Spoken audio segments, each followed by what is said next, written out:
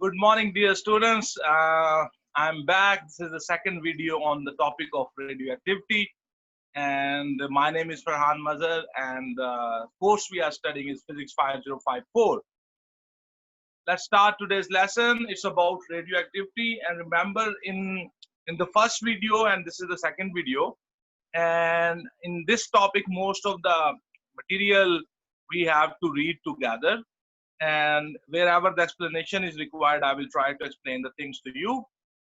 And hopefully this chapter is not in the physics matter book, so it's very important that the slides are very important. The material is very important, which is written on the slides.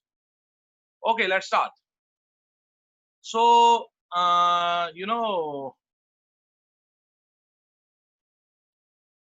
radioactivity, we have already studied this in the first video, that the radioactivity was discovered by the Henry Becquerel in 1896. And the radioactivity is it has different sources. It comes from the natural sources, it also comes from the artificial sources, and it is present in all around us. So the discovery of the radioactivity in 1896 by the French scientist Becquerel was accidental. He found that uranium compounds emit radiation that affect the photographic plate even when it was wrapped in black paper and ionized the gas. Soon afterwards, Marie Curie discovered the radioactive element radium. We now know that radioactivity arises from unstable nuclei, which may occur naturally or be produced in reactors.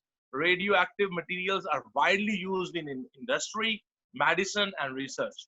We are all exposed to natural background radiation caused partly by radioactive materials in rocks, the air, and our bodies, and partly by cosmic rays from outer space.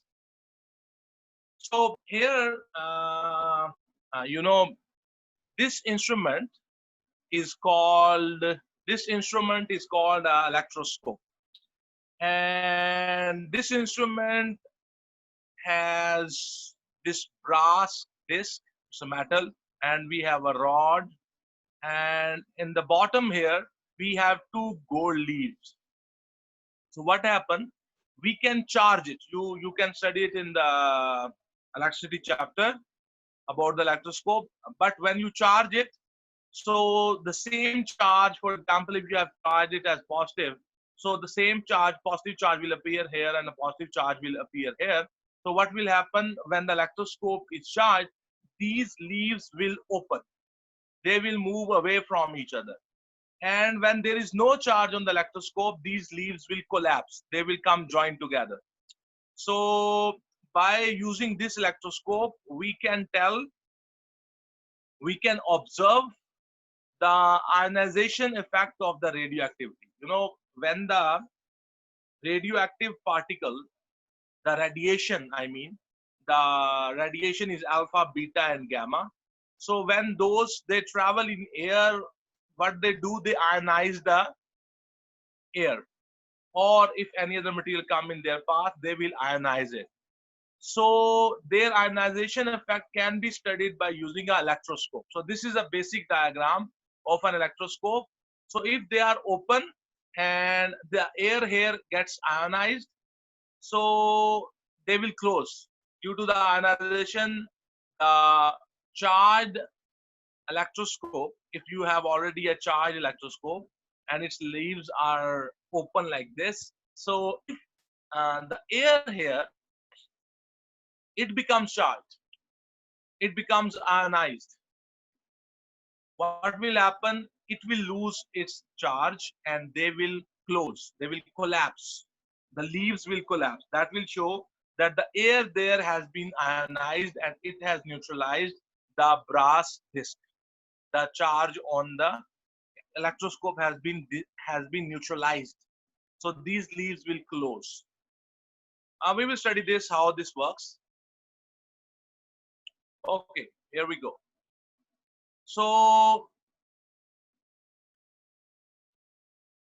here we are studying with the help of the electroscope.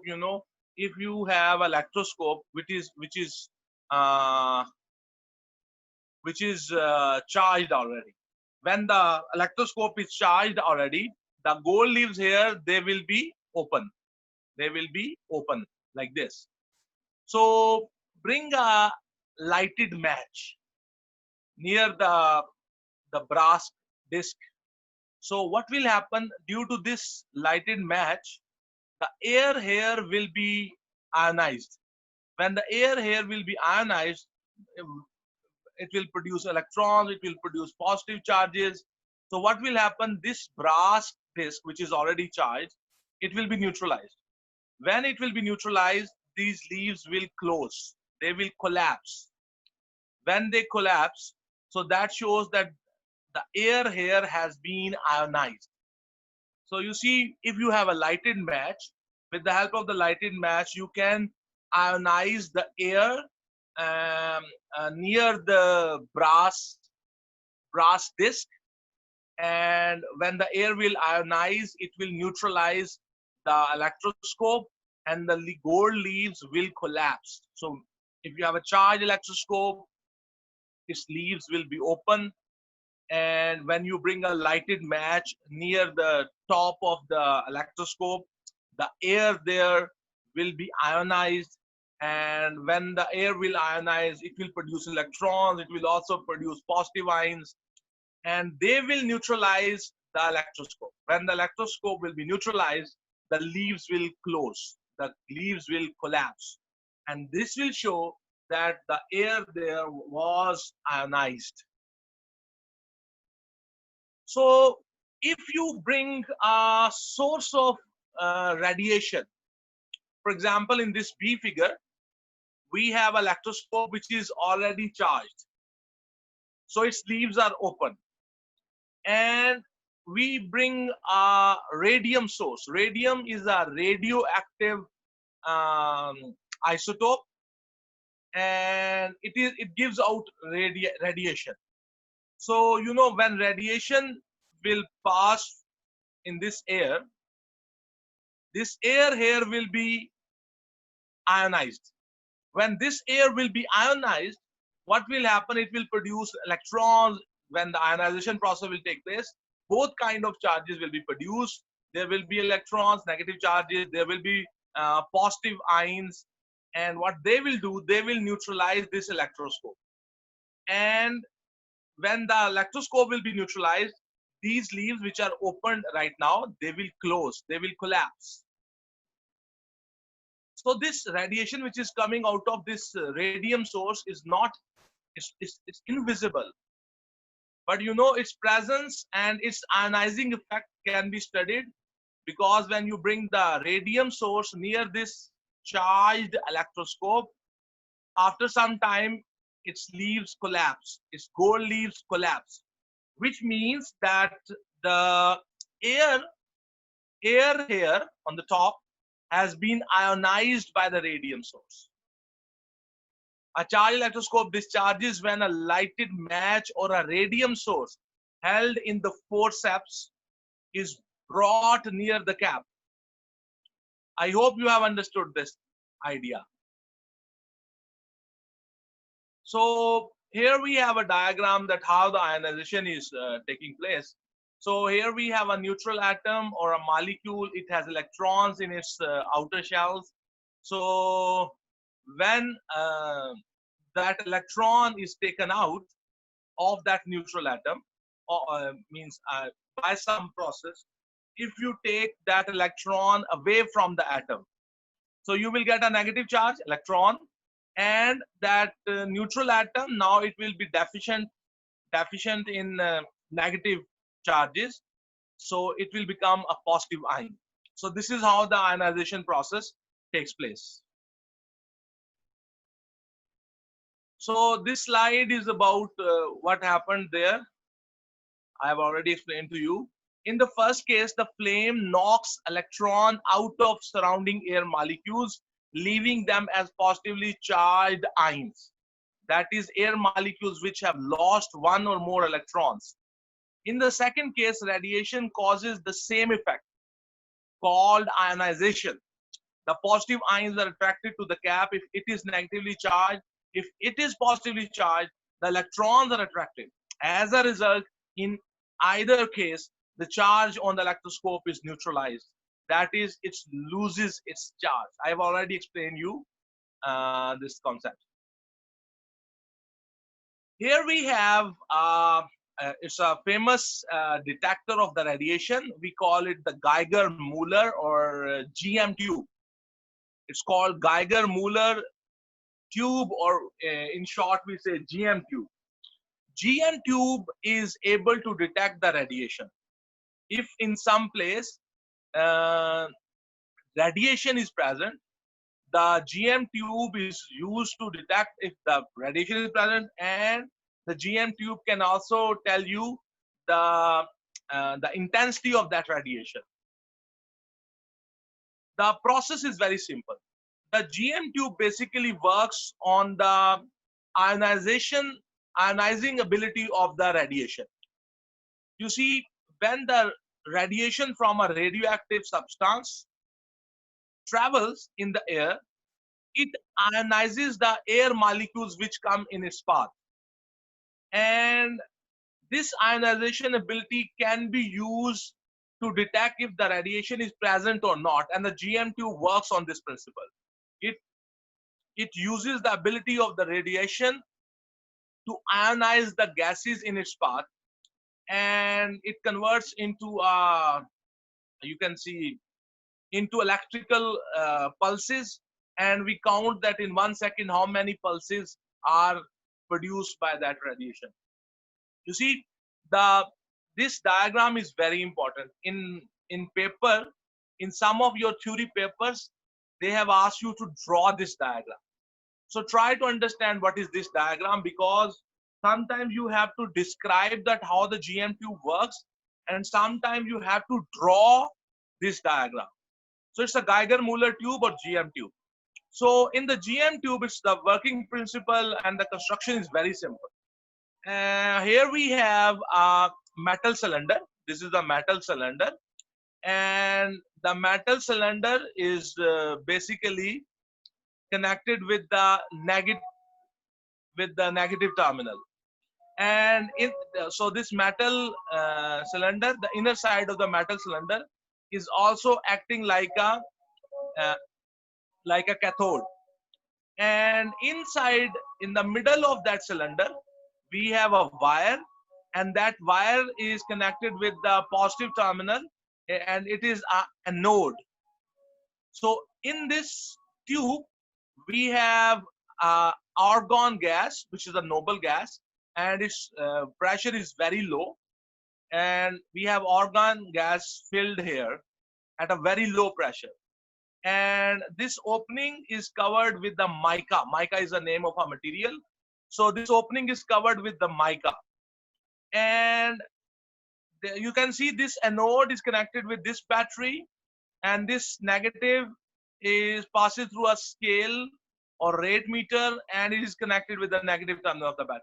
So the path of the current here is not complete. You can see the path here is not complete. We have argon gas, but the argon gas is neutral. So this cathode and anode, they are not in contact with each other. So the path of the electricity is not complete here. So the rate meter will show the zero reading.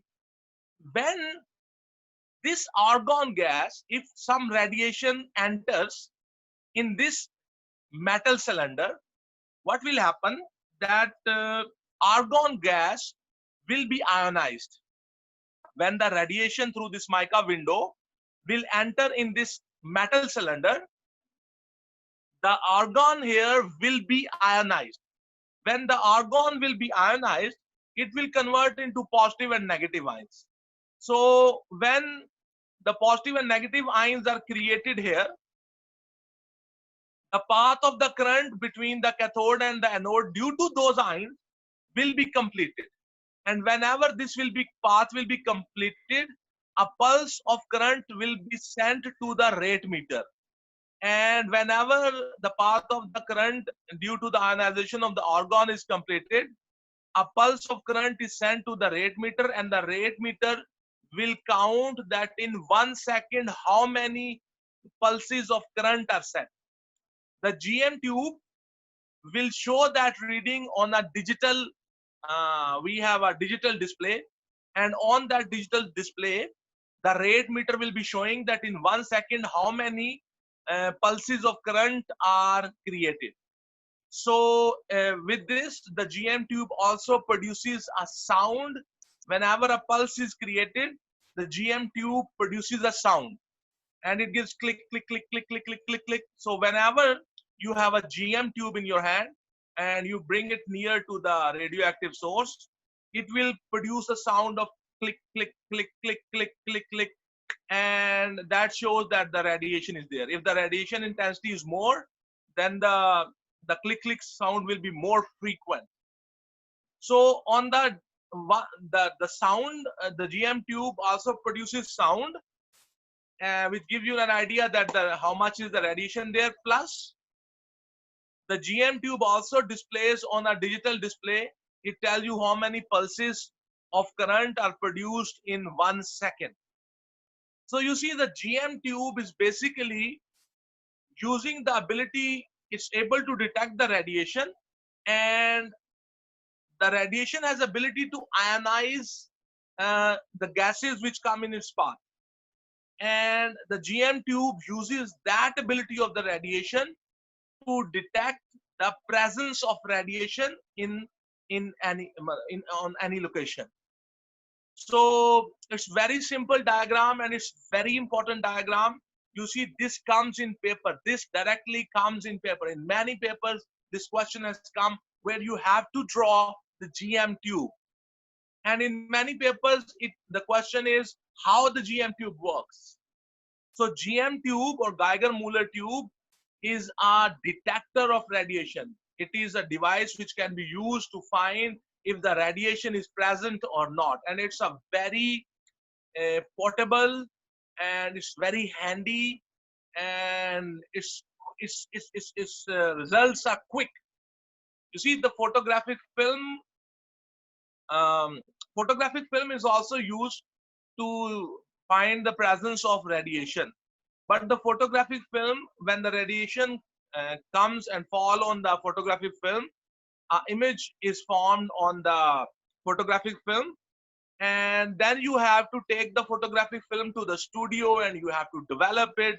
So the photographic film is also a method of the finding the presence or detecting the presence of radiation, but the photographic film takes a longer time because you have to develop the photographic film first.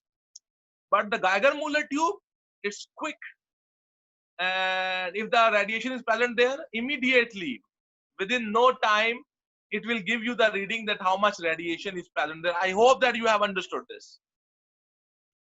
This is GM tube. Okay, these slides now, they are about how the GM tube works. I have already explained to you. Now we will just read these slides so you get the academic language of how the GM tube works. The ionizing effect is used to detect radiation. When radiation enters the GM tube, either through a thin end window made of mica, or if the radiation is very penetrating, through the wall, it creates argon ions and electrons. These are accelerated towards the electrodes and cause more ionization by colliding with other argon atoms. On reaching the electrodes, the ions produce a current pulse which is amplified and fed either to a scaler or a rate meter. A scaler counts the pulses and shows the total received in a certain time. A rate meter gives the counts per second or minute or count rate directly. It usually has a loudspeaker which gives a click for each pulse. I have already explained you how this works. Experiments to study the penetrating power and okay. So now we will study another behavior of the radiation, and by this we will see the penetrating power of the radiation. and penetrating power of the radiation, and the ionizing ability. We will study the behavior of the radiation by passing them through different materials. And we will came to know that there are three kinds of radiations. By passing the radiation through different materials, by passing the radiation to electric field, through electric field, sorry, by passing the radiation through magnetic field, we have already studied it. We came to know that the radiation is basically of three kinds. One kind is called alpha, the other one is called beta, and the third one is called gamma. Alpha is positively charged, beta is negatively charged, and gamma are electromagnetic rays. Experiments to study the penetrating power, ionizing ability, and behavior of radiation in magnetic and electric fields show that radioactive substance emits one or more of three types of radiation called alpha, beta, and gamma. So here we have uh, radium-226 emits alpha particles, beta particles, and gamma rays. Other sources can be tried, such as americium, strontium, and cobalt. So if you want to investigate the penetrating power of the alpha, beta, and gamma, you can perform this experiment. And in this experiment, what we do, we put the source here, and we put a material, and then we put a GM tube, and on the rate meter we study how much radiation is coming. So if to start this experiment, first of all, what we do, we note down without sample, we take the reading with the GM tube. So whatever the without sample, whatever the reading is on the GM tube, that is called the background radiation. Then what we do, we put the radium source, for example, in front of the GM tube, and we note down what is the reading. And then we note it down. So that is the reading of the sample, the reading which is given when you put a sample in front of the GM tube and you take the reading, that is the sample plus the background. Then what we do, we put different materials between the source and the GM tube. For example, you can put a paper and note down what is the reading on the GM tube. Then you can remove the paper and put the aluminum foil and note down what is the reading on the GM tube. Then put a sheet of lead and then note down what is the reading on the GM tube. So this is how you put different materials in front of you put different materials between the source and the GM tube, and you check the penetrating power of alpha, beta, and gamma. Here in this diagram, you see here what they have done, they have put a lead sheet here and they have made a hole in it. So this is done so that not too much radiation reaches GM tubes. This is done to reduce the amount of radiation reaching the GM tube. Okay. Penetrating power can be investigated as in figure 49.4 by observing the effect on the count rate by placing one of the following in turn between the GM tube and the lead sheet. A sheet of thick paper, the radium source, lead, and tube must be close together for this part. You can put a paper between the GM tube and the source, a sheet of aluminum 2 millimeter thick, and this is another material which you can put between the source and the GM tube, aluminum. And the third thing which you can try is a sheet of lead 2 centimeter thick. So these are the three materials which we test. They are from exam point of view, they are very important. We have already studied this experiment in my first video on the radioactivity.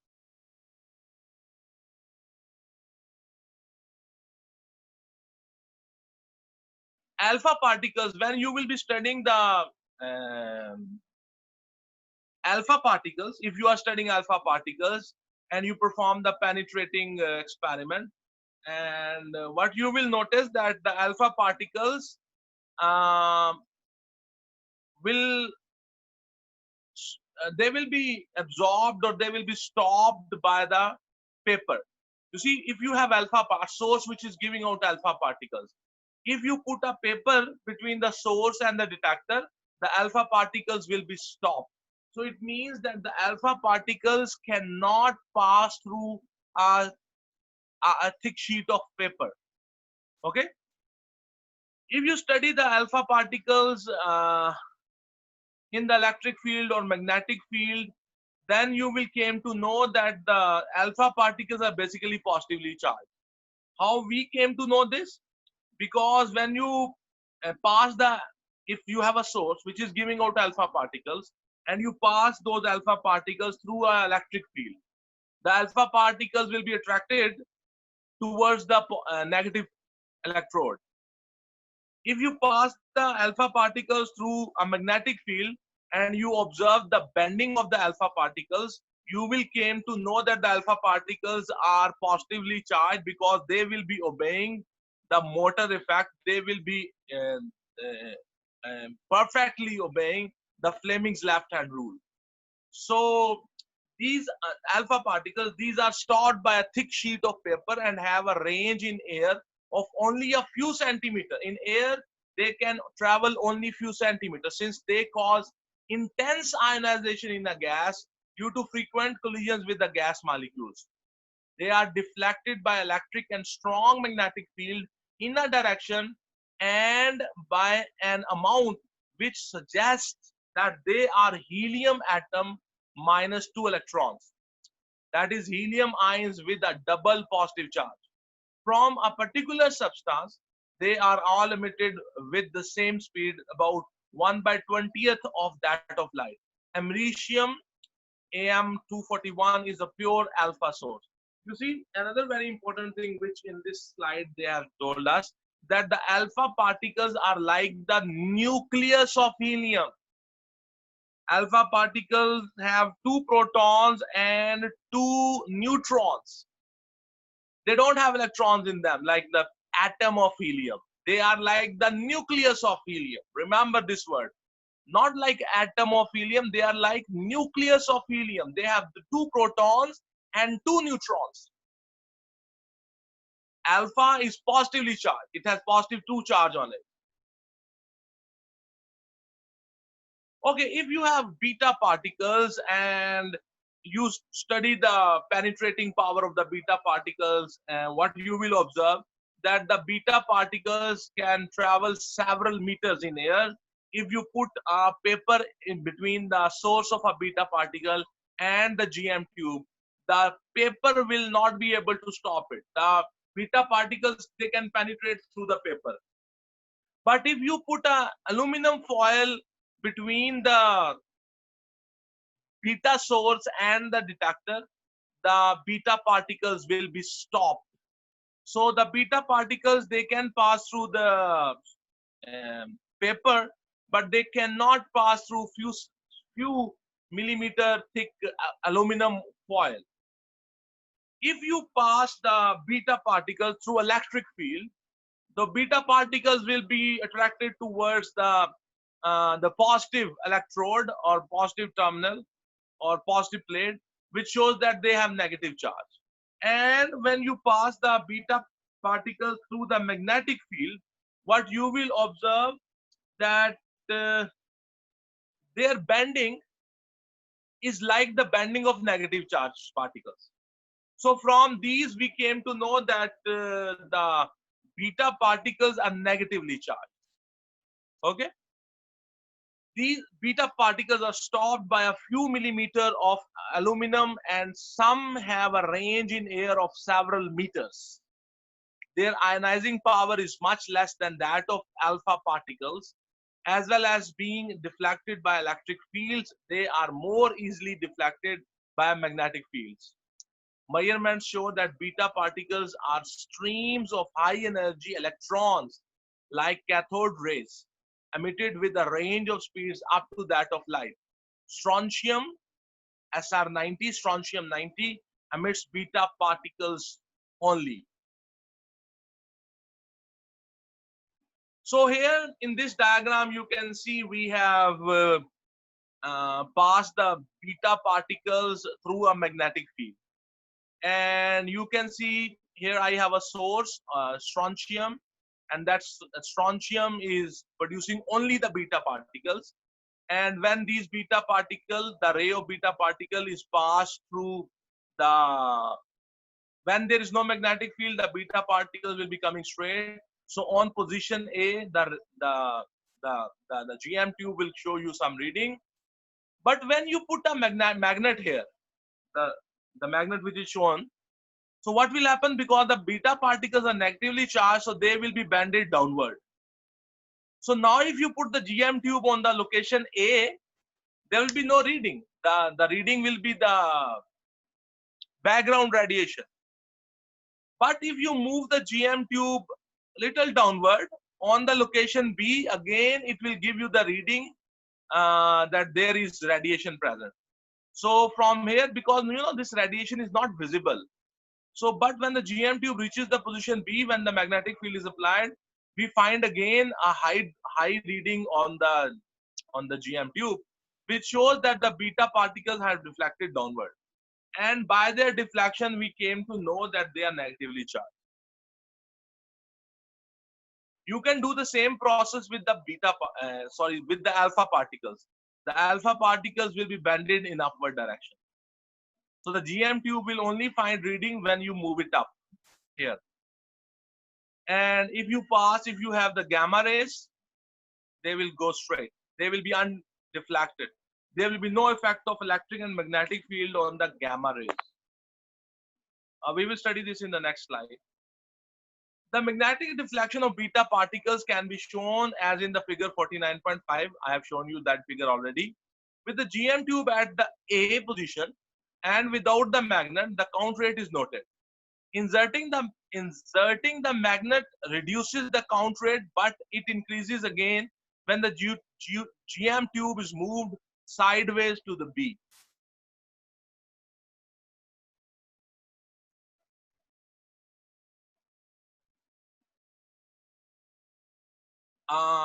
When I was talking about the deflection, I said that it will be bended downward. No, it is bended towards me. Okay, it is bended out of the, by mistake, what I have said, when it will pass through the magnetic field, the deflection of the beta particles will be downward. That is not correct. The bending is, we have studied in the electromagnetic, the chapters on magnetism, electromagnetism. The bending will be normal to this magnetic field. So the beta particle has basically deflected towards me out of the screen. And if you pass the alpha particles, they will go into the screen. They will be deflected. So by mistake, I said it bended downward. So if it bends downward, the bend will be not perpendicular to the magnetic field. The magnetic field is from top to bottom. So the beta particle should be deflected perpendicular.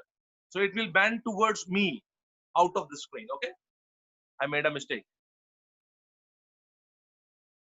Okay, these are the most penetrating and are stopped, the gamma rays. Now we're talking about the gamma rays. The gamma rays are the most penetrating and are stopped only by many centimeters of lead. If you do that penetration experiment with the gamma rays will be not stopped by the paper. The gamma rays will be not stopped by the the aluminum foil. The gamma rays will be only stopped when you place a lead sheet between the source and the GM tube. So the gamma rays are the most penetrating and are stopped only by many centimeters of lead. They ionize a gas even less than beta particles and are not deflected by electric and magnetic fields. They give interference and diffraction effects and are electromagnetic radiation traveling at the speed of light. Their wavelengths are those of very short X-rays from which they differ only because they arise in atomic nuclei, whereas X-rays come from energy changes in the electrons outside the nucleus. Cobalt-60 emits gamma rays and beta particles, but can be covered with aluminum to provide pure gamma rays. In a collision, alpha particles with their relatively large mass and charge have more of a chance of knocking an electron from an atom and causing ionization than the lighter beta particles and gamma rays, which have no charge or even less likely than beta particles to produce ionization. You see, the the alpha particles, they have the largest ionizing power because their size is very large and they have positive 2 charge. So when alpha particles travel in air or in anything, they collide with the atoms and they knock out electrons. So they ionize whatever comes in their path. But when they collide and they knock out electrons, they lose their kinetic energy. So you see, the alpha particles have the highest ionizing power, but when they do the ionization, they lose their kinetic energy. So their penetrating power is smallest. But the beta has less ionizing ability than the alpha, but its penetrating power is more than the alpha. And the gamma has the smallest ionization power as compared to the alpha and beta, but its penetrating power is very, very high.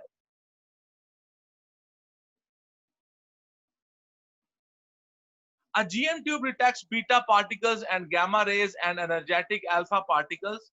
A charged electroscope detects only alpha particles. All 3 types of radiations cause fluorescence. So this is all of them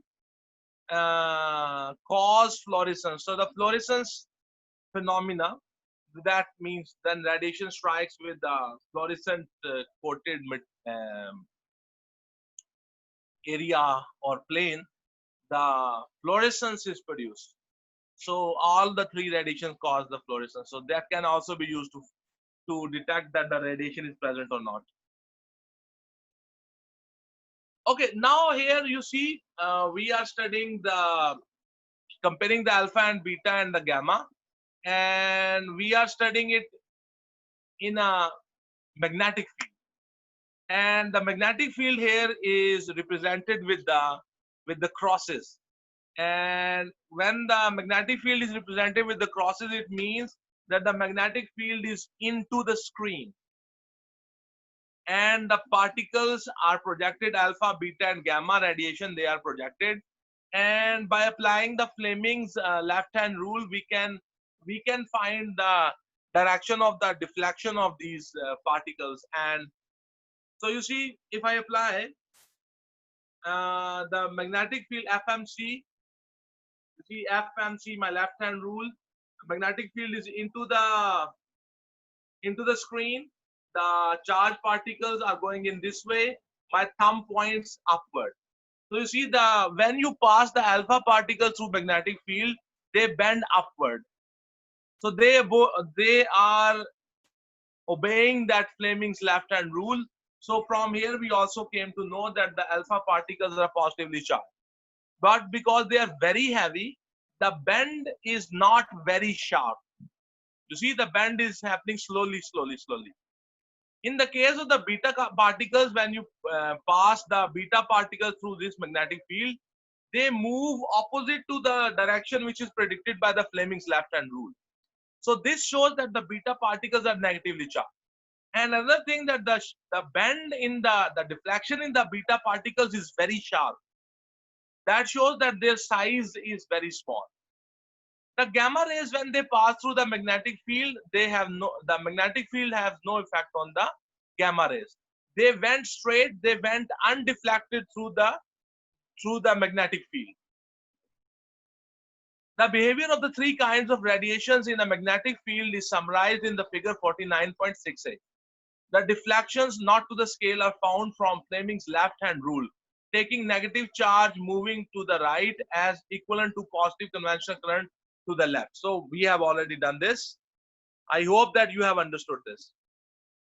So here we have another experiment in which we are passing the radiation alpha, beta, and gamma through a electric field.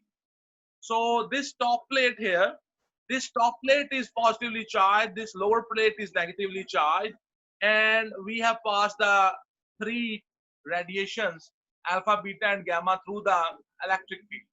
And what you will observe that the gamma rays will have no effect of the electric field on them. They will go straight, they will go undeflected. Alpha particles, they will be deflected towards the negative, and the beta particles, they will be deflected towards the positive plate. Alpha particles will be deflected towards the negative plate, which shows that the alpha particles are positively charged, and the beta particles will be deflected towards the positive plate, which shows that they have the negative charge. So by passing the radiation from the electric field and from the magnetic field, we came to know that the radiation is basically of three kinds: alpha, beta, and gamma. Alpha and beta are particles. Alpha are positively charged particles. They are like the nucleus of helium. An alpha particle consists of two protons and two neutrons, is positively charged. Beta particle is negatively charged. It's like an electron, negative electron. And the gamma rays are electromagnetic rays.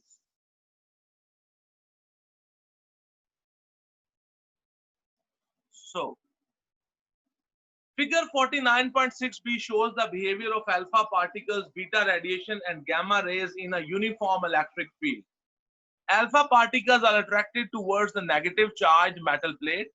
Beta particles are attracted towards the positively charged plate, and gamma rays pass through undeflected.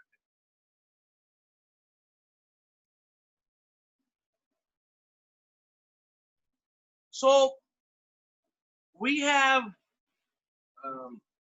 you know, there are different kinds of detectors which can detect the presence of radiation. And one detector which we already have studied is the GM tube. And another detector which sometimes comes in your paper also. You should remember this name and you should also know how this works. We have the cloud chamber. This is called cloud chamber. This is also called diffusion cloud chamber. This instrument is also used to find the presence of radiation. And this instrument can also differentiate between the alpha, beta, and gamma. It's a very simple instrument, and I can show you this diagram. I hope I have here. So in this instrument, what we do, we have a box. We have a box, and the box is empty basically. So what we do, in the bottom, we put dry ice, and the dry ice has very low temperature. And we have dry ice here, and we also put on the top of the dry ice, you see in the bottom we have put dry ice, and here I have put a kind of, you know, black color flooring. Means this, the top of the dry ice is covered with a cushion of black color. So we have choose the black color to increase the visibility. You will understand what I mean. So what we do, we put dry ice in the bottom, and then on the dry ice we put a black color cover, and then we take you can take some you know, you can take some cotton, and you can dip that cotton in alcohol, and you can place that cotton inside this chamber. And we also place a source of here we have placed a source of radiation. And the top here, this whole thing is enclosed, but this top, the top is it's made of plastic or it's made of glass. And here from the sides we have a lamp. So from the top you can see inside the box, and when you will see from the top, you see the background will be black. When you will be looking from the top, the background will be black. But if you will wait for some time, you will see sparks coming from this source and they will be going away. They will be fanning out. Okay? And why those sparks are created? Because this radiation will ionize the air molecules. The radiation which is coming out of this radioactive source, it will ionize the air molecules. And due to this dry ice, low temperature, the vapors of the alcohol, they will attach themselves with those ions and they will condense. So they will make drops. And what will happen when the light is here? So you will see sparks. By observing the pattern of those sparks, we can tell what kind of radiation is coming out of this source. So this is a basic working principle of a diffusion cloud chamber. So I can tell you again, it's a simple box and we have made two portions, and in the bottom I have put dry ice, and then on the top of the dry ice I have put a black colored covering. Here we have a source of radiation. It might be giving alpha particles, it might be giving beta particles, it might be giving out gamma rays, whatever. Then we have put some cotton here which has been soaked in alcohol, and we have placed a lamp here. So the lamp will bright this thing. And the top of the box is a plastic or it's made of glass. So from the top you can see inside. The background, when you will see from the top, the background will be black. So you will see sparks in the air traveling away from the source of this radiation. This is happening because the source, when it gives out radiation, that radiation ionizes the air and the alcohol vapors, and they condense due to low temperature and sparks are created. And by observing the pattern of those sparks, we are able to tell what kind of radiation is coming out. We will talk about it in detail in the next slide. So here's a foam support dry ice. There we have put foam, and dry ice cools the alcohol vapors until it is saturated. Here we have the radioactive source produces radiation and cause ionization of vapors. Filtering soaked in alcohol to supply alcohol vapors to the chamber. Here we have the plastic lid. Here alcohol vapors condense to form liquid droplets around the ionized molecules. Here we have the lamp. I hope that you have understood the cloud chamber, diffusion cloud chamber, and we will also read the slides about how it works. But I hope that you understand how it's working. You see,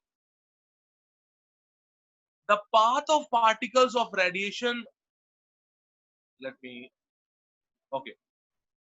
paths of particles of radiation were first shown up by the ionization they produce in device called cloud chambers.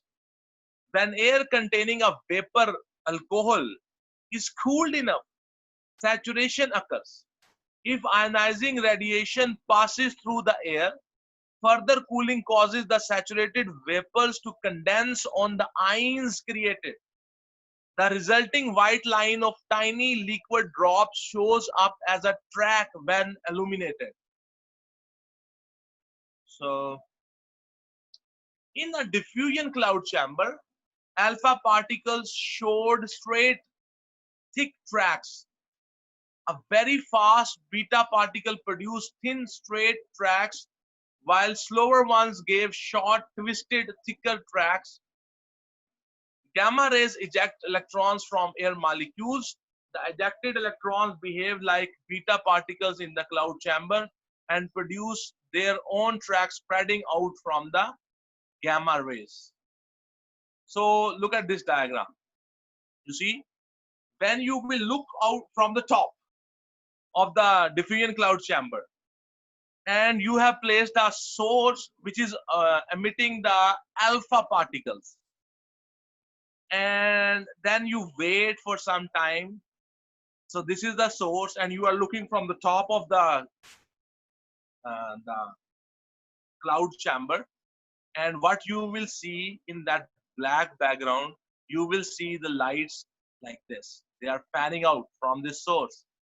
If you have this thick and long and straight sparks in the cloud chamber, it means that the radiation which this source is giving out is alpha particles.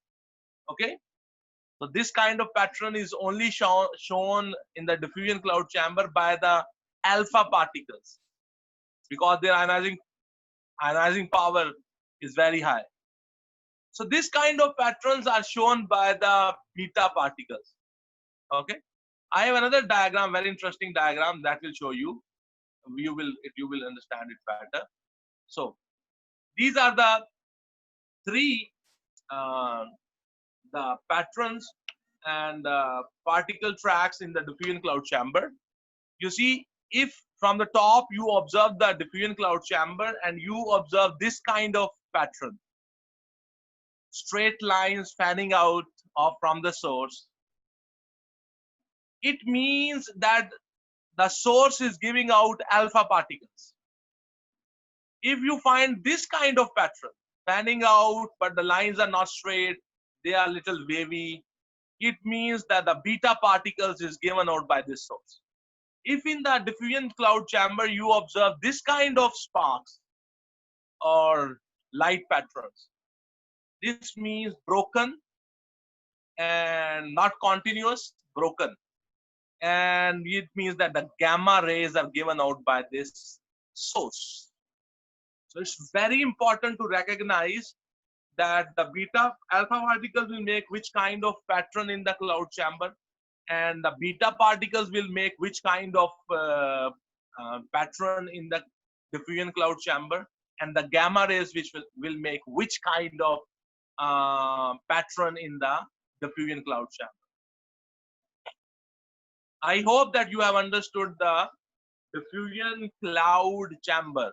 We have till now we have studied three things.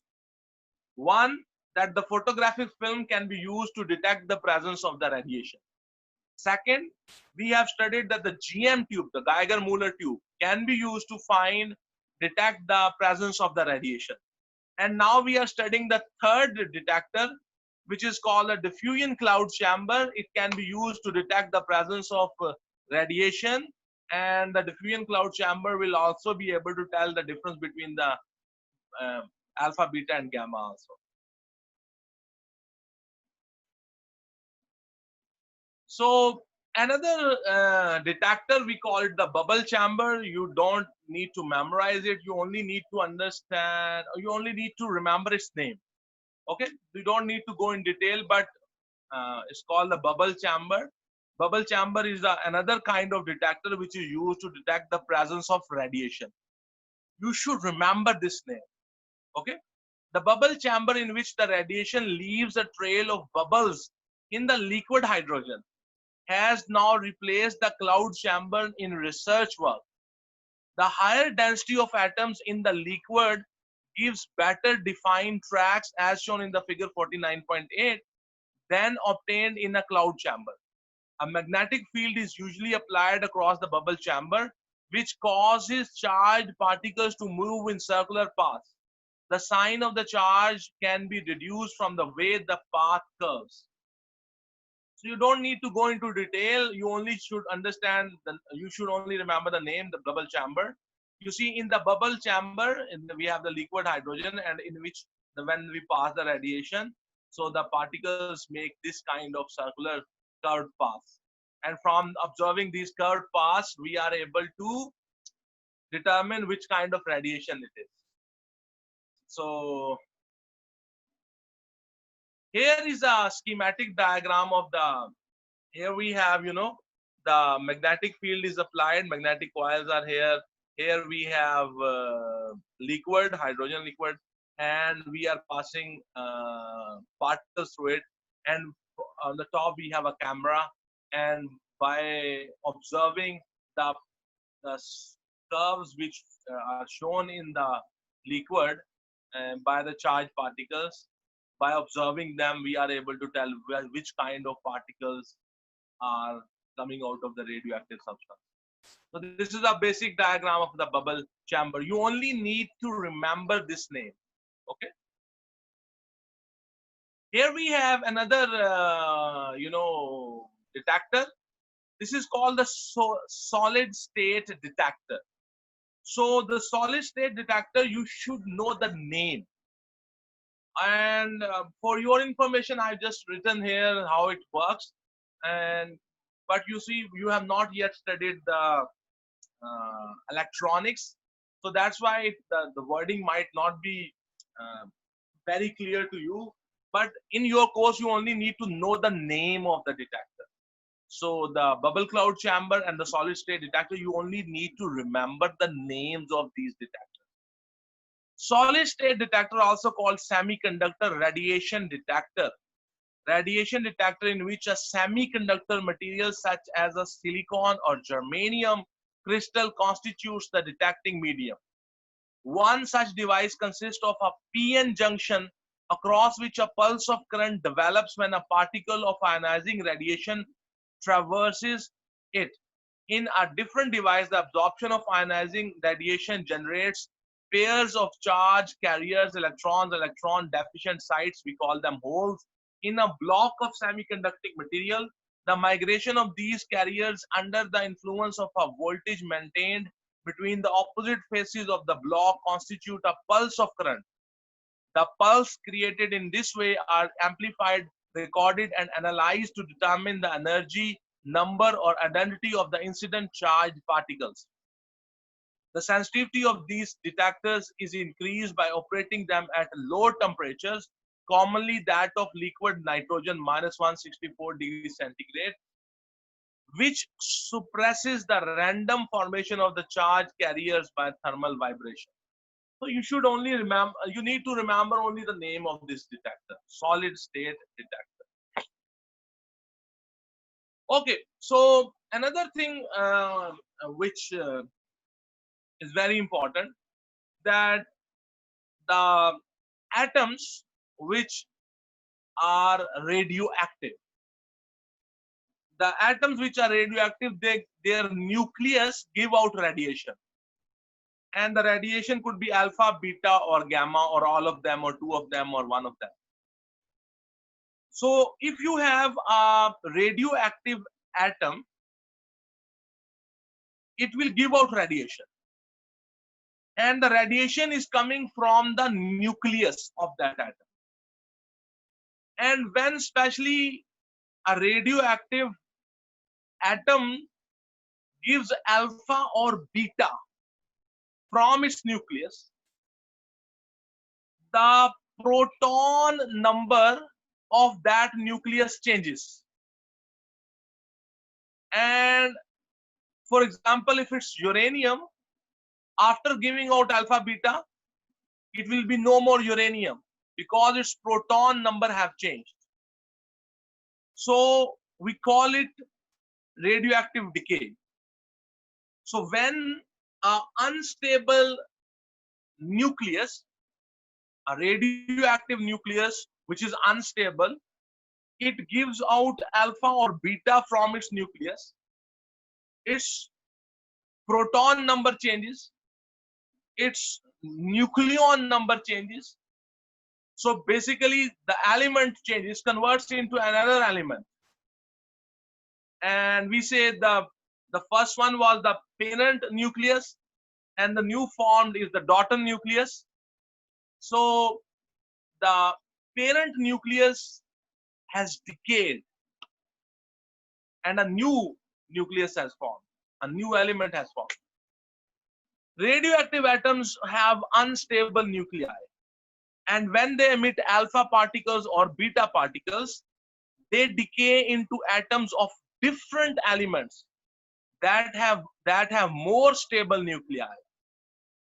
These changes are spontaneous and cannot be controlled. Also, it does not matter whether the material is pure or combined chemically with something else. They are not like chemical reactions.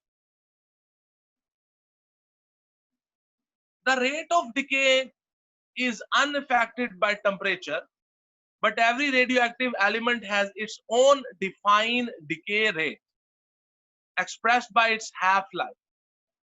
This is the average time for half the atoms in a given sample to decay. It is difficult to know when a substance has lost all its radioactivity, but the time for its activity to fall to half its value can be found more easily. For example, for your understanding, try to understand this thing. For example, I have a sample of uranium atoms. And this is for example, for your understanding. And there are 2000 atoms of uranium present there. So when the radioactive decay will happen, the uranium nucleus will decay. And the uranium nucleus will convert into some other element.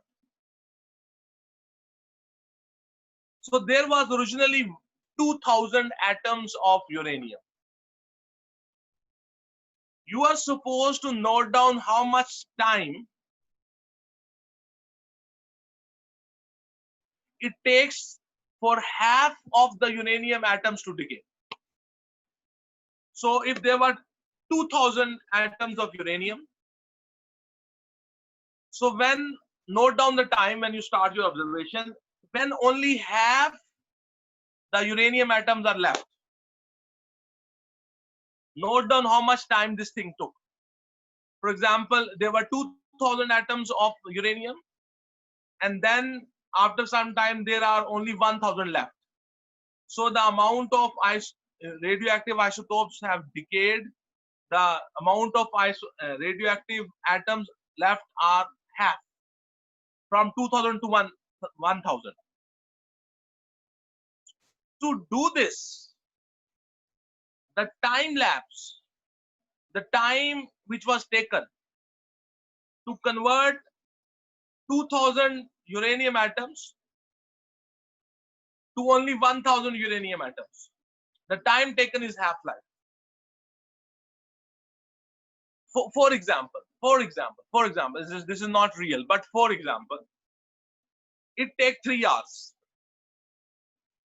For example, in 3 hours, when I started my observation, there were 2000 atoms of uranium. After 3 hours, now there is 1000 atoms of uranium left. So this time is called half-life. When another 3 hours will pass, now there are 1000 uranium atoms. When another 3 hours will pass, 500 uranium atoms will be left. When another 3 hours will pass, from 500, 250 uranium atoms will be left.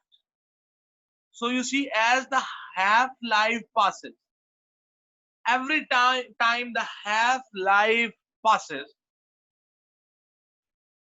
whatever was the number of atoms of that radioactive substance, half of them decay, half are left. So that time lapse in which this happens is called the half-life.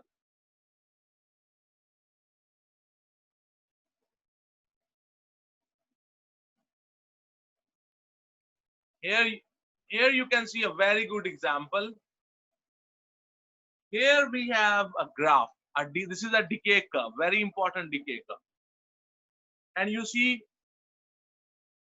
we are observing with the GM tube, we are observing the count rate of or the activity rate of a radioactive sample. So when we started the observation, the reading on the GM tube was 80. So 80 is the starting activity of the radioactive substance on the GM tube. This is the reading on the GM tube. You note it, and then after some time passed, the reading on the GM tube shown was 40. You see, the activity has become half, and the time duration in which the activity has become half, that time duration is called half-life. When you started your experiment on this graph, and this graph is showing an experiment, the activity, the the count rate on the GM tube was 80 of a radioactive sample. And we keep on taking the readings, we keep on taking the readings. And we observe that after 10 minutes, the reading has dropped from 80 to 40. So the reading has halved. The half of 80 is 40. The time duration which this happens, that is called the half-life. Okay. Now the reading is 40. And we keep on noting down the GM tube reading and the time. And we observe that when the reading becomes 20, from 40 to 20, it has become half. So this will happen after 10 minutes. So the 20 reading will be on 20 minutes. So this again happened. The count rate has dropped to half in 10 minutes. So 10 minutes is the half-life. Now again, you see, from 20 to 10, this happened from 20 to 30. So 20 to 30 minutes during this happened. So again, the half-life has passed. So whenever a half-life passes by, the count rate becomes half. When you will do question on this, it's very easy concept. It might be a little confusing to you right now, but if you will practice the topical, and when we will practice this question, it's a very easy concept. When one half-life passes by, the count rate becomes half. Count rate means the reading on the GM tube. Okay. The average number of disintegrations, that is decaying atoms per second of a sample, is its activity. If it is measured at different times, for example, by finding the count rate using a GM tube and rate meter, a decay curve of activity against time can be plotted. The ideal curve for one element, figure 49.9, shows that the activity decreases by the same fraction in successive equal time intervals. It falls from 80 to 40 disintegration per second in 10 minutes, from 40 to 20 in the next 10 minutes, from 20 to 10 in the third 10 minutes, and so on. The half-life is 10 minutes. Half-lives vary from millionth of a second to millions of years. For example, for radium, it is 1600 years. So here we have experiment in which we can find the half-life of thoron. Here we have a filter flask. Here we have a bottle which has thoron, and here we have the pipes, and here we have a stopper. Here we have the clips. When I will open these clips, the thoron from here can go into this flask, and from this flask it can come back to this thoron bottle. Okay, so we will study this in detail. And when you have put the thoron into that flask, Then you can remove that Thoron bottle and you can close this clip, and from on the top you can connect a GM tube. Okay, and we will start observing the the the the count rate which is shown on the rate meter. Okay, this will show how much radiation is given out. So we will observe this after, let's say, after every 10 minutes, and we will see that what happens with this reading. Okay, so the the half-life of alpha emitting gas thoron can be found as shown in the figure 49.10. The thoron bottle is squeezed 3 or 4 times to transfer some thoron to the flask. The clips are then closed, the bottle removed, and the stopper replaced by a GM tube so that it seals the top.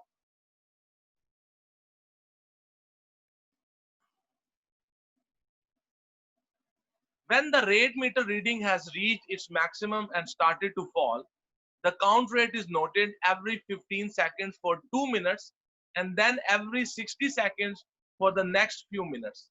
The GM tube is left in the flask for at least 1 hour until the radioactivity has decayed.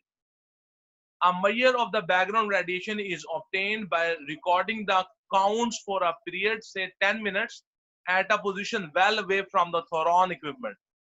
The count rates in the Thoron decay experiment are then corrected by subtracting the average background count rate from each reading.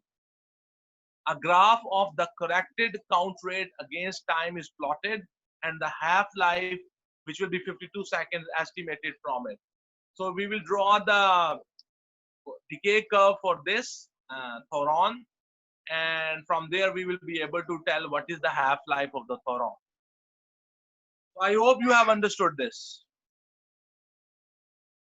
So the nature of the radioactive decay is random. And you know, the random means that we are not able to predict that when the decay will happen. We are not able to predict that which atom will decay. We are not able to detect that in which direction the radiation will go. So during the previous experiment, it became evident that the count rate varies irregularly. The loudspeaker of the rate meter clicks erratically, not at a steady rate. This is because radioactive decay is a random process. You see, the reading on the GM tube and the sound the GM tube makes, every time the reading is not same. Sometimes the reading goes higher little bit, it goes lower little bit. So the reading is going up and down, up and down. It's not same. If you take the readings at a very short intervals of time, the readings of the sample will not be the same. They will be sometimes little higher, little lower than a certain value. So you see, this happens because the radiation is a random process. Radioactive decay is a random process. Remember this sentence. This is because the radioactive decay is a random process, in that it is a matter of pure chance whether or not a particular atom will decay during a certain period of time. All we can say is that about half the atoms in a sample will decay during the half-life. We cannot say which atom these will be, nor can we influence the process in any way. Radioactive emissions occur randomly over space and time. Radioactive substances called radioisotopes are now made in nuclear reactors and have many uses. Students, thank you very much. The uses of the radioactivity, I will make a third video, and in that we will study the uses of radioactivity. Thank you very much, everybody, and have a good day. God bless you all.